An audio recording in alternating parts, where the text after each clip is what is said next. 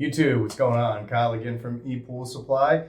We've got some quick fix videos for you guys on Hayward's AquaNaut 400 suction side pool cleaner. We are going to tear this thing apart from the outside in. Stay tuned.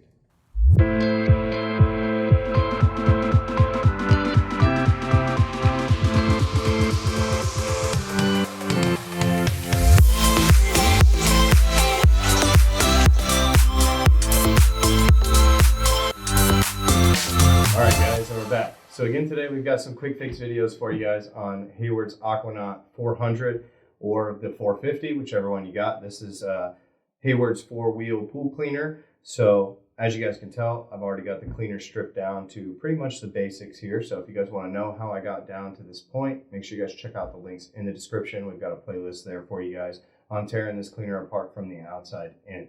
For today's quick fix video, I want to show you guys how to remove the actual they call it the axle block.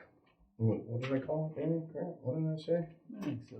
Yeah, an axle block. So essentially what this piece does is it's going to make sure that the axles that are in place for the other gears on the inside of the cleaner will not slide out. So they're making sure, there's shaft retaining clip is what they call it. So essentially this clips down onto the actual frame of the cleaner, and it's just a blocker to make sure that those over usage or whatever it may be, that those axles don't slide out of the actual frame. So the one tool you guys are going to need is go ahead and get a flathead screwdriver. Again, I'm working on a brand new one, so yours may be really easy. You might be able to just grab this front clip and kind of snap it up. But for our purpose, as this is a new cleaner, it took a little bit more oomph to get it off. So what I'm looking for is, with your flathead, you're going to insert it here between these two closer shafts. And then you're going to go to the right of the cleaner, my right, from your guys' left, and then you're just going to kind of whoop, lift up, and it's going to essentially pop this shaft retaining clip off. And as you guys can tell, it has a little piece on one side that actually fits into part of the frame to make sure that as you guys set it down, it rests in there properly. So again, once you guys pop this out, it's going to give you guys all access in here to be able to remove these other shafts.